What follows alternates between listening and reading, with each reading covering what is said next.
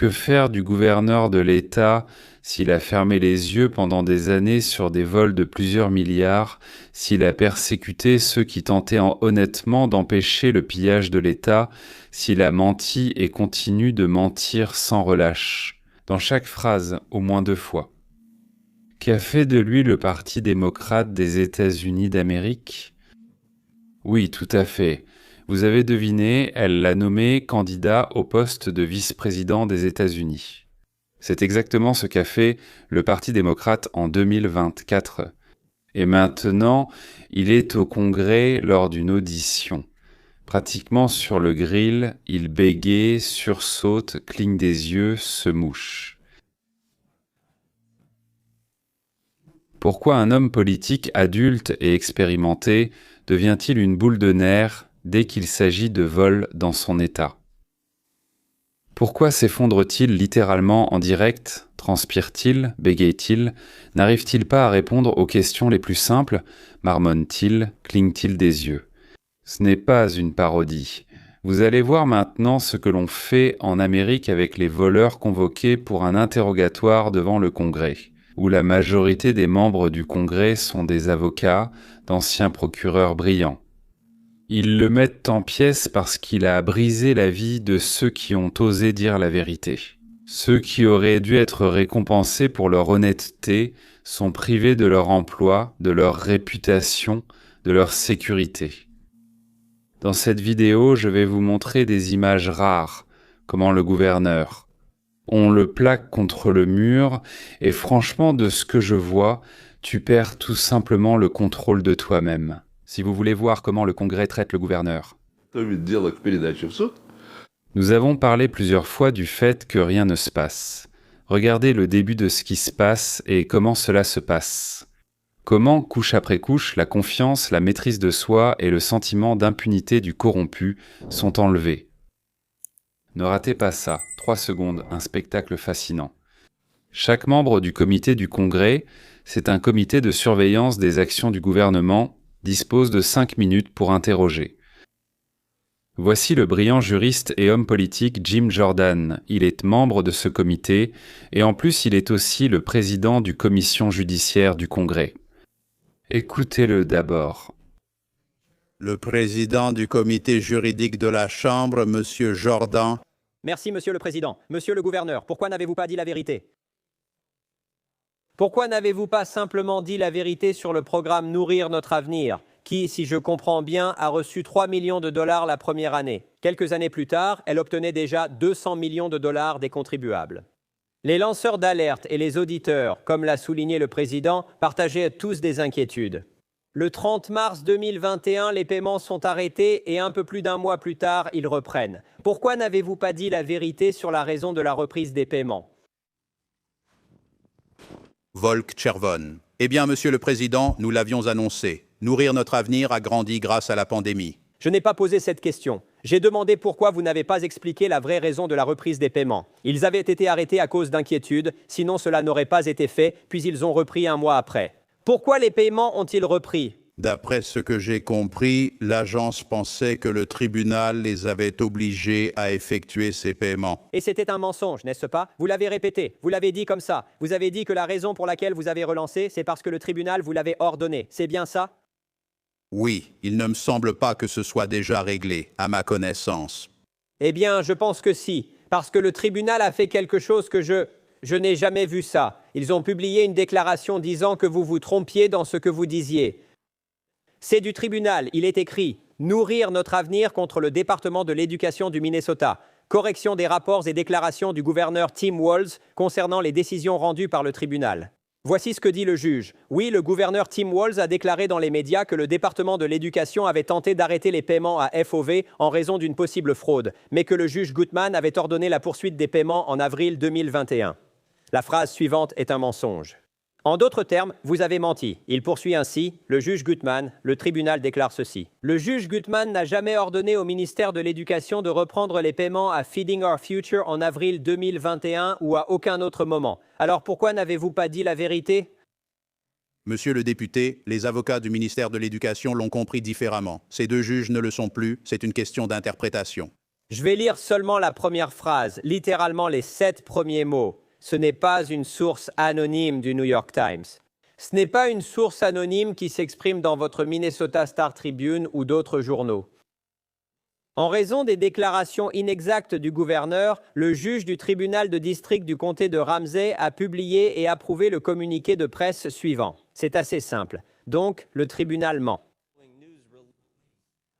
Je ne dirai pas, monsieur le député, mais il y a eu une interprétation. Eh bien, quelqu'un ment. Quelqu'un ment parce qu'on ne peut pas dire que le tribunal vous a ordonné de reprendre les paiements, puis que le tribunal dit « nous ne vous avons pas ordonné de reprendre les paiements ». Soit vous mentez, soit le tribunal ment. Je veux savoir lequel. Les avocats de l'agence estimaient que cela avait été mal interprété. Je tiens à le souligner. Peut-être essayez-vous de vous cacher derrière le tribunal, gouverneur. C'est peut-être pour cela que vous avez fait ces déclarations, obligeant le tribunal à agir de façon inédite. Il publie un communiqué affirmant que vous et le gouverneur avez tort. Ces déclarations, ce sont leurs mots, pas les miens. C'est faux. La raison en est... Les avocats l'ont interprété différemment et vous savez comment fonctionne le tribunal. Vous pouvez faire appel, député, comme vous le savez. Je suis sûr que... La politique à gouverneur. Non, il s'agit de prendre soin de notre peuple. C'est ce que le Minnesota fait mieux que tout le monde. Mais 3 millions. Le programme d'intervention comportementale est passé de 3 millions à 400 millions en 5 ans. Le programme de stabilisation du logement est passé de 2,6 millions à 104 millions. Le programme de soutien communautaire intégré est passé de 4,6 millions à 170 millions en 3 ans. C'est incroyable ce qui se passe. Vous vous cachez derrière une fausse ordonnance qui n'existait pas. Monsieur le gouverneur, qui est Casey Magan? Je ne sais pas qui est Casey Magan. Je vais vous le dire. Monsieur Magan, américain d'origine somalienne, enquête sur la fraude au bureau voisin du procureur général. Voici ce qu'il a dit. On pensait qu'une solution stricte à ce problème risquait de provoquer un mécontentement politique chez la principale communauté électorale somalienne. Est-ce que cela avait un rapport avec tout ce système frauduleux qui se déroulait dans votre État, monsieur le gouverneur? Non, monsieur le député, non. Donc, vous affirmez que monsieur Casey Magan ment aussi? Vous seriez le seul à dire la vérité dans l'État. Monsieur Magan, enquêteur sur la fraude au bureau du procureur général, estime que c'est politique. Le tribunal a dit que vous aviez déclaré, vous... Je ne pouvais pas parler au nom de M. Magan. Vous m'avez posé une question. J'ai dit non quand vous m'avez posé cette question. Je dis que Casey Magan a dit l'inverse. Donc, le tribunal et Casey Magan ont tort, et vous seul avez raison. Savez-vous combien de personnes sont accusées dans votre État actuellement, gouverneur? Je n'ai pas ces chiffres avec moi. Vous ne le savez pas. 98 personnes ont été accusées. Combien sont des Américains somaliens? Non, nous n'enquêtons ni ne poursuivons les gens selon leur nationalité ou religion. Je pense aussi qu'il ne faut pas le faire. Mais Monsieur Magan est un Américain d'origine somalienne qui a dit que le tribunal, un des problèmes était que c'est l'électorat principal. Je veux savoir, parmi les 98 accusés dans votre État, combien sont somaliens? Non. Leur nationalité ne m'intéresse pas. 85% des personnes accusées étaient des Américains d'origine somalienne. Je n'ai pas interrompu exprès pendant ces 5 minutes. C'est impressionnant, n'est-ce pas? J'espère que vous ne plaignez pas cette mauviette de Waltz. Il ne suscite aucune, enfin, ce répugnant menteur, il ne suscite aucune compassion. On n'a absolument pas envie de s'inquiéter pour lui, de compatir avec lui. Voilà donc, encore un interrogatoire, je vais faire plus court cette fois. Le député Donalds de Floride. Monsieur Donalds de l'État de Floride. Господин Дональдс из штата Флорида. Merci, Monsieur le Président. Gouverneur Waltz, quand avez-vous appris la possible fraude dans les programmes sociaux du Minnesota? Les programmes sociaux. En général, nous étions au courant des problèmes avec le programme CCAP dès 2012. Et dès les premiers jours de mon mandat, nous avons commencé à agir. Mais en tant que gouverneur, quand en avez-vous été informé? avant que je n'occupe le poste, D'accord, gouverneur Waltz, l'ancien chef du département des services sociaux, Tony Louret, a déclaré que vous étiez au courant de la fraude dans 2 programmes du département des services sociaux au début de 2019. Cette affirmation est-elle correcte? Oui. non pas à ma connaissance, je ne vois pas de quoi il parle. Vous ne vous souvenez pas de cette réunion ou de cet avis? En mars 2019, votre service juridique a signalé une fraude présumée d'un montant de 5 à 6 millions de dollars dans le programme d'aide à la garde d'enfants. En avril 2019, il a aussi été signalé que le département des services sociaux manquait de contrôle d'intégrité contre la fraude. Étiez-vous au courant de ces rapports?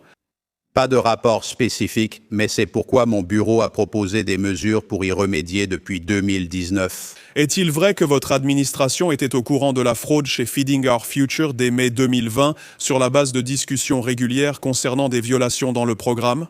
Je pense que c'est correct avec l'agence, le ministère de l'Éducation puis le ministère américain de l'Agriculture. Pam, je reviendrai. Votre bureau a-t-il été informé de ces accusations de fraude? Pas moi personnellement. Est-ce que cela se règle en interne? Ça arrive tous les jours. Alors, qui a été informé, gouverneur Walz? L'agence fait son travail, messieurs les commissaires. Et si quelqu'un dans mon bureau a été informé, ils me le disent. En tant que gouverneur, je prends, disons, 50 décisions par jour. J'ai dit que je fais ce travail depuis 12 ans, je prends plus de décisions que ça. Donc il est possible que quelqu'un ait été informé, mais c'est l'agence qui agit. Puis-je poser une question? Des témoignages sous serment au comité de surveillance affirment que votre ex-chef de cabinet a été informé de la fraude par ses commissaires au Minnesota. C'est possible. Vous affirmez que votre chef de cabinet ne vous a pas informé. Je ne me souviens pas s'il l'a fait alors, mais nous avons pris des mesures, puis élaboré les budgets et préparé un dossier pour cette session législative. Exactement, il est sur la sellette. On lui demande, tu le savais? Il dit, je ne me souviens pas, mais nous avons pris des mesures. Bon, d'accord, on lui dit, ton bureau a reçu ces rapports. Il répond, je prends jusqu'à 50 décisions par jour. On lui dit, ton chef de cabinet a reçu ces rapports. Il ne t'a rien rapporté, il ne t'a rien dit.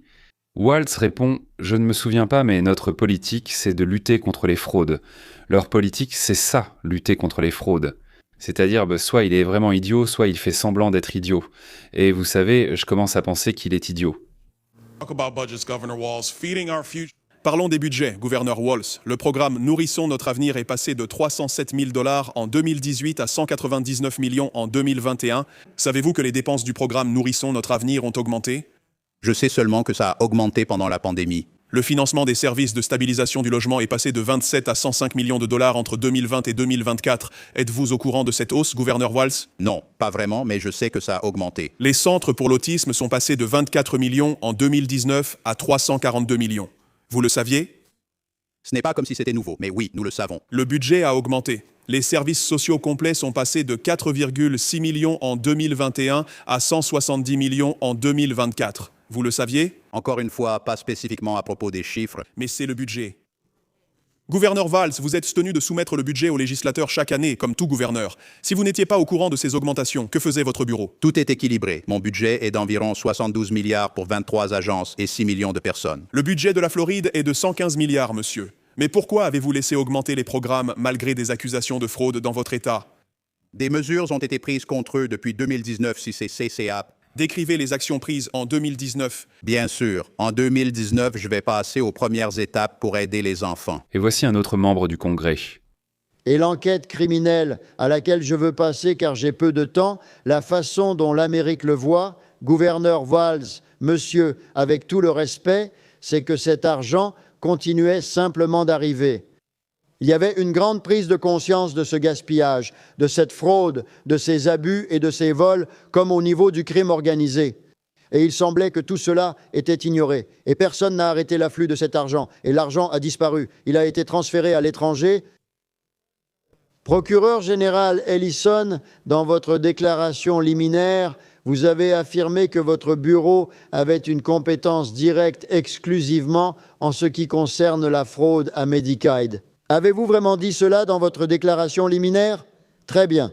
Mais vous semblez insinuer que vous n'avez pas, pour ainsi dire, de pouvoirs pénaux. Mais vous les avez, n'est-ce pas? Selon votre propre loi, vous avez des pouvoirs si le procureur du district vous demande de participer.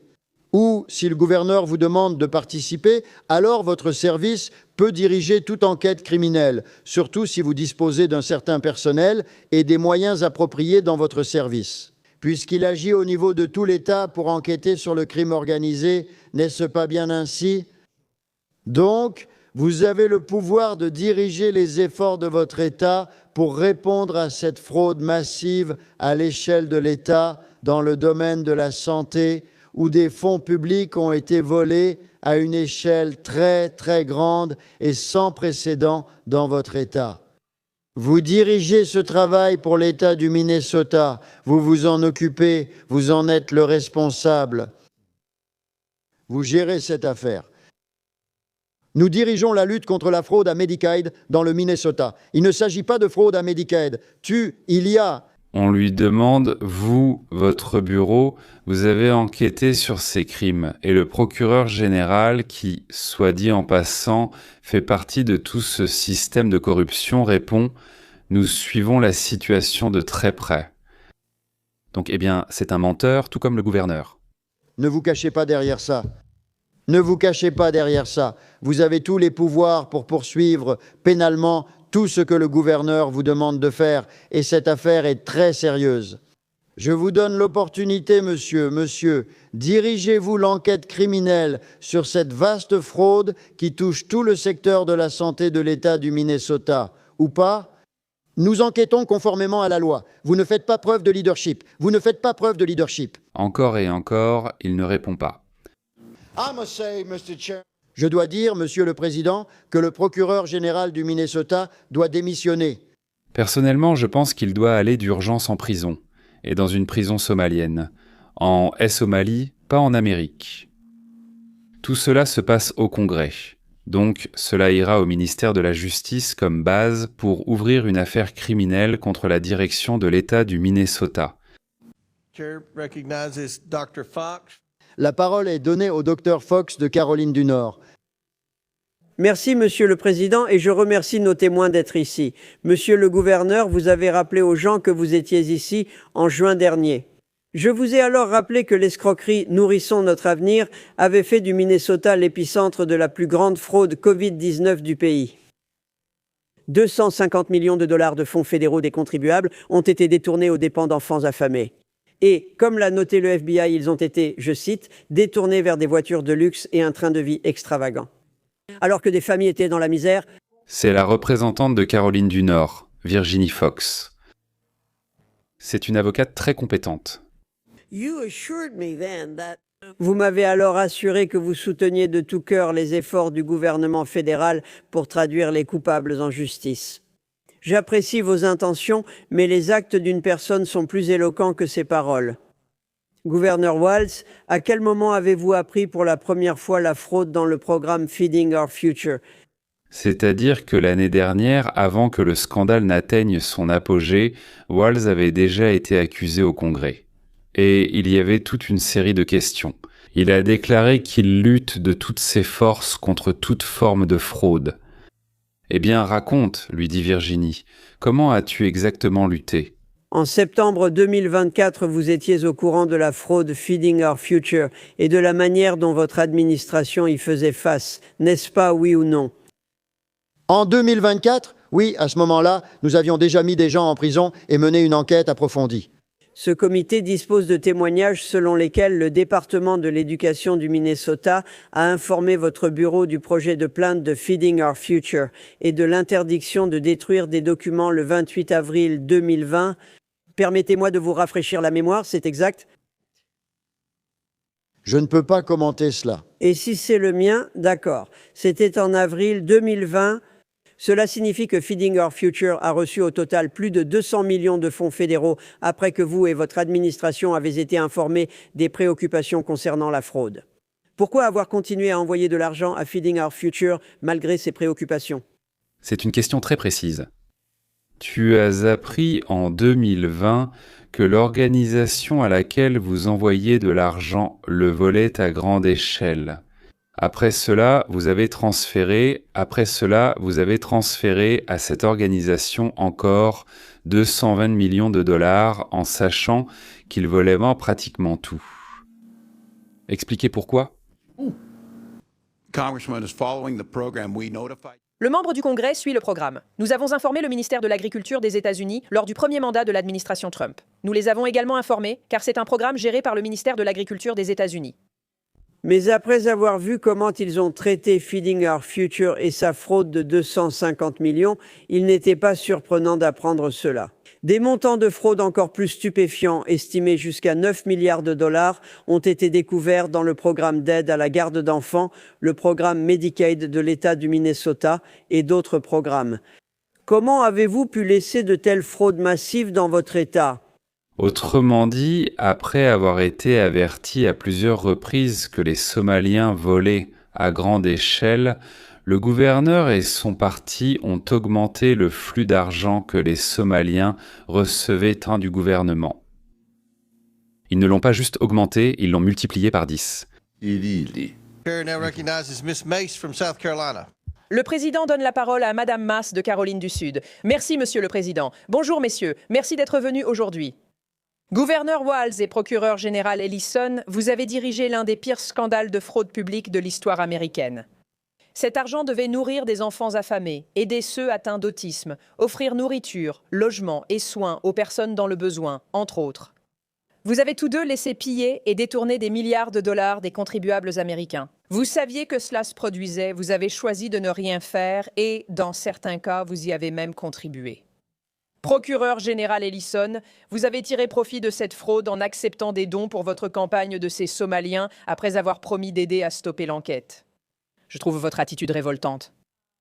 Ma première question s'adresse ce matin au gouverneur Walz. J'espère que vous avez retenu des leçons de nos précédentes auditions au comité de contrôle et de surveillance. Avez-vous appris depuis? Si je me tais, 2 de mes hommes mourront. Madame la députée, gouverneur Walz, qu'est-ce qu'une femme? Vous avez retenu cette leçon. Vous savez ce qu'est une femme. Je suis la gouverneure du Minnesota. Je ne suis pas là pour soutenir votre obsession. Si vous ne pouvez pas définir une femme, vous n'y arriverez pas. Vous ne pourrez pas définir ce qu'est une fraude si vous n'êtes même pas capable de définir ce qu'est une femme. Vous ne pouvez pas définir la fraude. Combien d'argent a été dépensé pour l'autisme dans le Minnesota? Je ne pense pas que vous sachiez. Vous ne savez pas, Madame la gouverneure.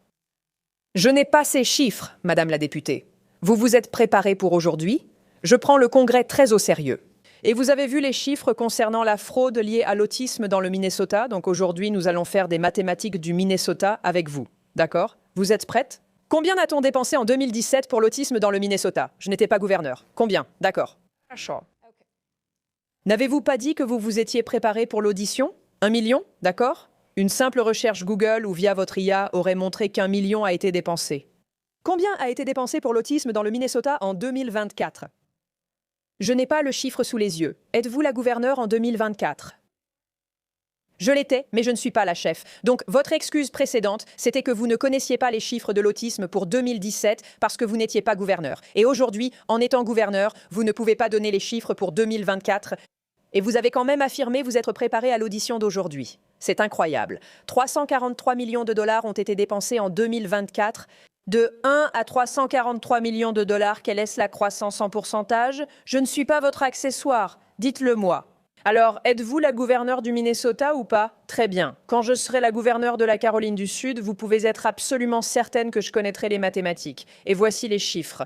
Une augmentation de 34,2%, soit 343 fois plus qu'à la même période. Savez-vous combien d'enfants il y a au Minnesota?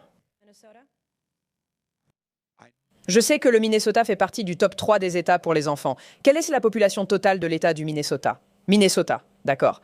Quelle est la population totale d'enfants au Minnesota? Vous êtes le gouverneur de l'État. Je sais que 400 000 ont été supprimés de la santé la semaine dernière de vos déductions. Minnesota, êtes-vous la gouverneure? C'est moi? Vous ignorez combien d'enfants vivent au Minnesota? Non. Je n'ai pas de chiffre précis. C'est 5,7 millions. C'est toute votre population. Quel âge est-ce concerné? Oh, de 0 à 5 ans, de 0 à 19 ans. Un point. Vous avez environ 1 à 2 millions d'enfants au Minnesota. Je ne suis même pas gouverneur de la Caroline du Sud, qui compte environ 5 millions d'habitants. Nous avons environ 1,1 million d'enfants de moins de 18 ans dans mon État natal, la Caroline du Sud. D'accord? En votre qualité de gouverneur, je m'attends à ce que vous sachiez cela. Heureusement, vous n'êtes pas la vice-présidente des États-Unis. Savez-vous combien d'enfants dans le Minnesota sont atteints d'autisme ou de troubles du spectre autistique? Non, je n'ai pas ce chiffre. D'accord. Eh bien, si l'on prend les données des CDC qui indiquent qu'environ un enfant sur 36 est sur le spectre, cela représente environ 33 000 enfants. En Caroline du Sud, c'est environ 30. 4 000? Qu'est-ce que cela représente? Savez-vous combien cela représente par enfant concernant la fraude liée aux enfants autistes au Minnesota? Je ne suis pas ton paravent. Vas-y, raconte. Ce ne sont pas des maths du Minnesota, c'est un prétexte. Ce sont des mathématiques. On parle de fraude. Le Minnesota est en tête. Où est la Caroline du Sud? Nous parlons d'argent, nous parlons de... Quel est le classement santé des enfants de Caroline du Sud? C'était censé être mes questions, pas les vôtres, sauf en débat, ce qui n'est pas le cas. Si la question concerne le poste de gouverneur, C'est ça. Je vous interroge sur le poste de gouverneur du Minnesota, et vous ne répondez pas. Ce sont des mathématiques de base, mais vous échouez. Vous vous moquez des enfants du Minnesota. ils sont presque premiers partout. Les enfants sont nourris et logés. Les enfants vont bien. Vous ignorez les enfants autistes. Qui reçoivent... Ils ont besoin de services au Minnesota. Non, Monsieur le Président, je cède la parole. Vous ne trouvez pas qu'il est sous le choc? Vous ne trouvez pas qu'il a l'air à la fois idiot et salaud? Et voilà que les démocrates voulaient nous l'imposer comme vice-président. C'est notre député principal, le député MR du Minnesota. Coordinateur du groupe majoritaire, le représentant MR du Minnesota. Merci au président Comer ainsi qu'au gouverneur Walz et au procureur général Ellison d'être venus aujourd'hui devant la commission. Messieurs, essayons de trouver un accord au moins sur un point aujourd'hui. L'audience d'aujourd'hui s'intitule « Surveillance de la fraude et de la mauvaise utilisation des fonds fédéraux dans le Minnesota ». Pouvons-nous convenir que la fraude est une chose sérieuse, gouverneur Walz? Oui ou non? Pouvons-nous être d'accord là-dessus? Oui, la fraude est grave. Merci. Parce qu'il est intéressant de constater que nous sommes d'accord sur le fait que c'est une affaire sérieuse, étant donné que la personne assise à côté de vous, votre procureur général Keith Ellison, a déclaré il y a seulement 2 mois, je cite, « C'est une question politique, ce n'est pas sérieux ». Fin de citation. Procureur général Ellison, existe-t-il un groupe criminel organisé dans le Minnesota? Je vais répondre, monsieur. Le gouverneur Walz pense qu'un réseau criminel opère dans notre État. En octobre, le gouverneur a déclaré, je cite, « Il existe un groupe criminel organisé dans le Minnesota. Je pense que cela dure depuis de nombreuses années. » Ensuite, monsieur Ellison, comme des millions d'Américains, je suis sérieusement préoccupé par vos liens présumés avec des escrocs somaliens qui ont ensuite été inculpés et condamnés pour des crimes fédéraux. Je suis sûr que vous savez que plus de 90% des accusés dans l'affaire Feeding Our Future concernant la fraude sont des Somaliens. En fait, vous les connaissez personnellement. Nous connaissons ces personnes. Il existe un enregistrement audio de 54 minutes de votre rencontre avec ces criminels en décembre 2021. Et pendant votre rencontre, ils se sont plaints auprès de vous du contrôle accru de leurs organisations à but non lucratif. Et vous leur avez dit, je cite, « Bien sûr, je suis là pour aider. C'est disponible sur Internet. » N'importe qui peut entendre que vous dites cela. Vous dites ne pas avoir été informé de leurs crimes dans le cadre du programme Feeding Our Future de 250 millions de dollars, la plus grande fraude liée à la pandémie dans le pays. Mais seulement quelques semaines après votre rencontre en décembre 2021, le FBI a mené des perquisitions que vous n'auriez jamais demandées dans le cadre de l'enquête sur la fraude Feeding Our Future. Passons maintenant à septembre 2022. 10 mois après votre rencontre avec les fraudeurs somaliens, votre bureau a publié un communiqué de presse dans lequel il était dit, je cite, « Le procureur général du Minnesota, Keith Ellison, et son bureau ont activement travaillé pendant 2 ans à faire rendre des comptes à Feeding Our Future. » Fin de citation. Donc, selon votre bureau, monsieur, vous étiez profondément impliqué dans l'affaire Feeding Our Future depuis septembre 2020. Il semble que vous affirmiez qu'au moment de votre rencontre scandaleuse avec les fraudeurs somaliens, vous étiez déjà au courant des soupçons de fraude. Lorsque vous avez eu cette réunion en décembre 2021, saviez-vous, monsieur, qu'il y avait une enquête de longue date du FBI concernant Feeding Our Future, oui ou non? Sous-titre, Monsieur le Président, Monsieur le représentant MR. Je reprends la parole. Quand avez-vous personnellement appris l'existence de l'enquête du FBI? C'est tout ce que je demande. Monsieur le représentant MR, comme vous le savez, j'ai déjà souvent évoqué ce sujet. Et à cela, ils ne peuvent pas répondre. Ils se contredisent eux-mêmes. Ils ne peuvent pas expliquer leurs déclarations faites précédemment. Je ne vais plus vous fatiguer, mesdames et messieurs, en vous faisant écouter ces mensonges et ces tentatives de s'en sortir. Maintenant, ils n'ont plus d'espoir que dans la chance. Peut-être que quelque chose va se passer et qu'on les oubliera. Passons donc aux auditions. Il est clair que le gouverneur et le procureur général sont accusés de couvrir une escroquerie de plusieurs milliards, un système de détournement d'argent, je ne sais même pas comment le qualifier. En plus de cela, ils sont accusés de s'en être pris à ceux qui venaient signaler cette escroquerie et d'avoir constamment augmenté le flux d'argent allant aux voleurs. Aux voleurs. Ils ne l'arrêtaient pas, ne mettaient pas fin à cela, n'enquêtaient pas. Ils opprimaient ceux qui essayaient d'arrêter ça et augmentaient le rythme. Les auditions au Congrès permettent de transmettre l'affaire au ministère de la Justice des États-Unis. Voilà, Walz m'a rappelé une vieille blague soviétique. Donc, genre, lors d'une réunion du parti, le discours du président. Aujourd'hui, nous discutons de Semyon Stepanovitch Kouskine. Comme vous le savez, il bat sa femme le vendredi. Ah non, le jeudi. Il fait des scandales, boit comme un trou, c'est un vaurien, un menteur, un grossier personnage, il dort au travail et ne se lave pas pendant des semaines. Et nous proposons de le nommer membre du comité local. Pas même pour cela, mais parce qu'il est un véritable homme soviétique. Peut-être que ce n'était pas tout à fait ainsi, mais concernant le véritable homme soviétique, c'est exact, c'est bien ce qui a été dit. C'est exactement la même chose qui s'est produite. En 2024, lorsqu'il a été proposé comme véritable démocrate au poste de vice-président des États-Unis d'Amérique. Et savez-vous ce qui est le plus effrayant dans cette histoire ? Ce n'est pas que des milliards aient été volés dans le programme d'aide du Minnesota. Bien sûr, c'est terrible. Mais ce qui est effrayant, c'est que tout cela s'est produit pendant des années, sous couvert du bien, de l'aide aux pauvres, de la justice sociale. Sous les applaudissements de ceux qui ont perdu aujourd'hui, il continue d'apprendre au pays comment vivre et pour qui voter. On nous a longtemps présenté ces personnes comme la boussole morale de l'Amérique, qu'ils sont le côté lumineux de la politique, ceux qui se battent pour les enfants, pour les migrants, pour les démunis. Et aujourd'hui, nous voyons ce qu'ils faisaient réellement, ce qu'ils trafiquaient. Sous leur règne, d'énormes sommes étaient siphonnées des poches des Américains, et le système s'arrête. Ils couvraient Borsef et tout cela avec de beaux discours et des accusations de racisme. Et de haine envers tous ceux qui essayaient de poser des questions gênantes. Tu poses une question, où va l'argent ?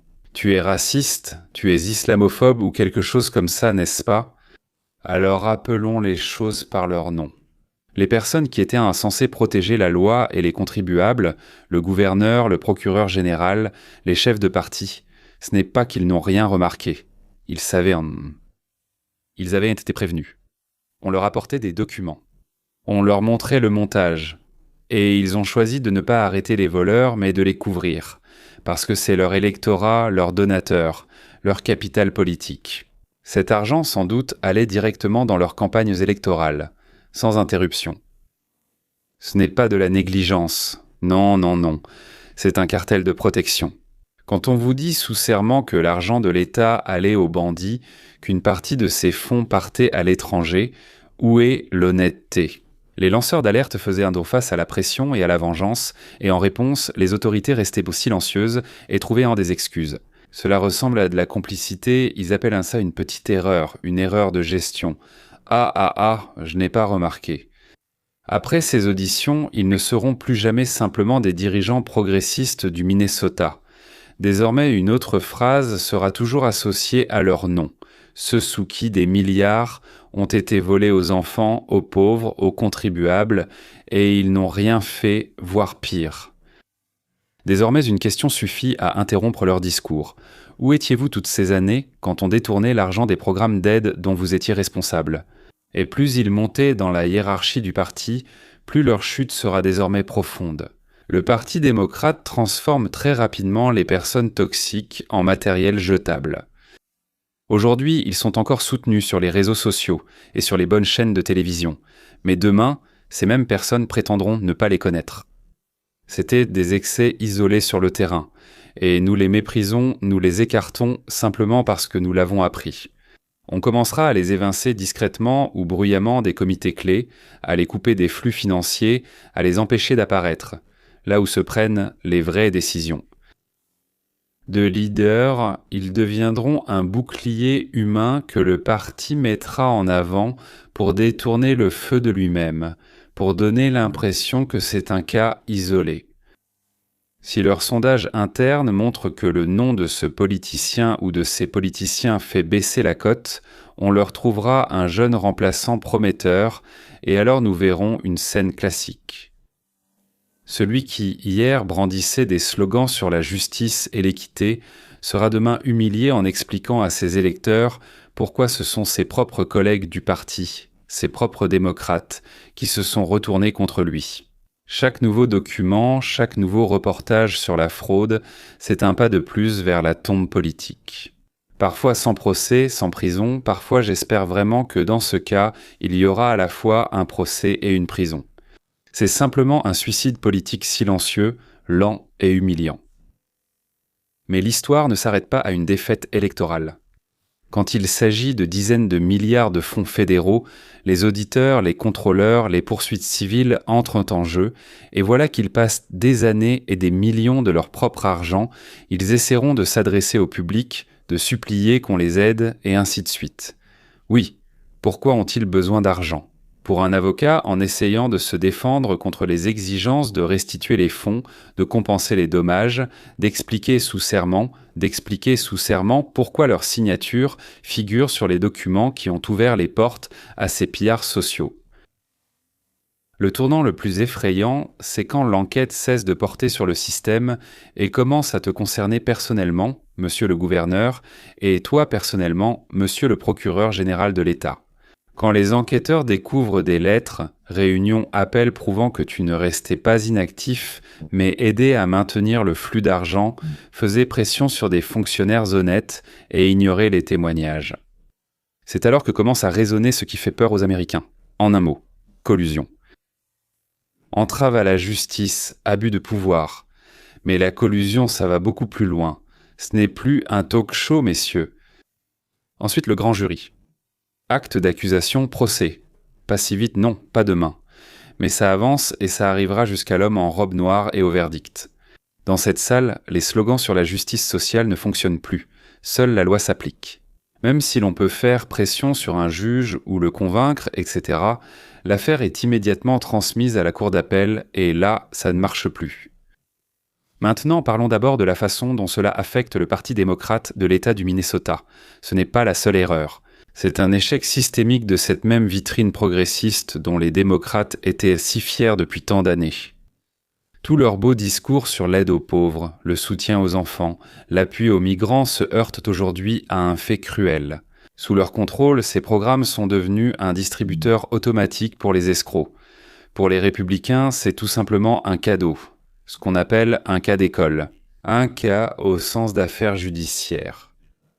Chaque fois que les démocrates parleront d'élargir les programmes sociaux, on leur rappellera le Minnesota, où l'élargissement de l'aide s'est avéré être un élargissement des portefeuilles, pour ceux qui ont appris à utiliser l'armure politique et les accusations de racisme, de sexisme, d'islamophobie, je ne sais pas quoi d'autre. Pour cacher leur, disons, avidité prédatrice. À l'intérieur de l'État, ce coup touche tout le réseau des structures démocrates locales, des activistes jusqu'au cadre du parti. Ceux qui se taisaient, craignant de heurter le bon groupe d'électeurs, fermèrent les yeux sur des questions évidentes. Aux yeux des gens ordinaires, ils deviennent complices de la combine. Mais heureusement, tout ne s'arrête pas là. La psychologie fonctionne différemment. La question est la suivante. C'est une coïncidence mystique liée au Minnesota. Précisément une coïncidence. Oui, ou bien est-ce un modèle d'action du Parti démocrate des États-Unis? Quand l'argent, sous le slogan de la justice sociale, devient une source d'enrichissement. Chaque nouveau scandale de fraude dans les programmes sociaux et médicaux qui éclate à travers le pays sera désormais comparé au Minnesota. La Californie est la prochaine à l'horizon. Et plus les dirigeants nationaux démocrates continueront à défendre ces personnes, à trouver des excuses, plus ils associeront la marque du Parti démocrate à ce mot. Fraude, dissimulation, 2 poids, 2 mesures. Voyez comment nous pouvons y participer, aider à rendre justice en Amérique. Les algorithmes des grandes plateformes sont très simples. Ils ne promeuvent ni la vérité, ni le mensonge. Ils mettent en avant ce qui provoque une réaction. Si vous avez regardé jusqu'à ce moment, cela signifie que ce sujet ne vous est pas indifférent. Mais pour le système, cela ne suffit pas. Pour lui, 3 choses sont importantes. L'abonnement, le like et la cloche. L'abonnement indique que cette chaîne m'intéresse. Le like indique que cette vidéo en particulier mérite d'être montrée aux autres.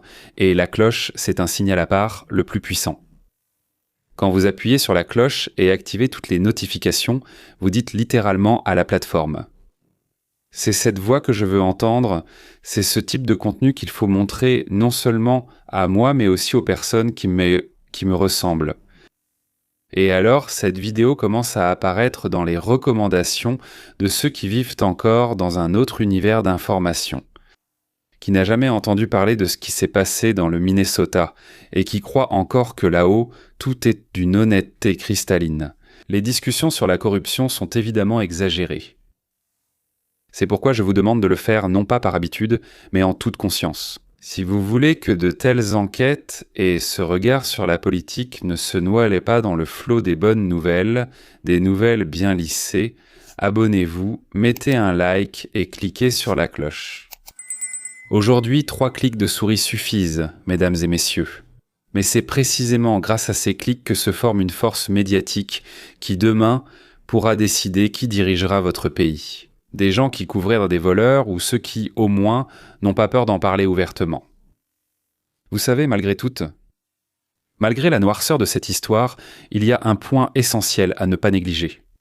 Le fait que cela ait été révélé, que ces personnes ayant été exposées à la lumière et obligées de rendre des comptes, cela signifie que le système est encore vivant et que la société est encore capable de se défendre. Chaque fois que vous ne vous taisez pas, que vous partagez cette information, que vous vous abonnez, que vous mettez un like, que vous cliquez sur la cloche, vous aidez littéralement la justice. Vous faites en sorte que le mensonge et la corruption ne se cachonnent pas dans le silence et que la vérité se fasse entendre. Et plus nous sommes nombreux à ne pas avoir peur de regarder la réalité en face et d'en parler à voix haute, moins ceux qui pensaient pouvoir voler impunément sous de beaux slogans ont de chances de réussir.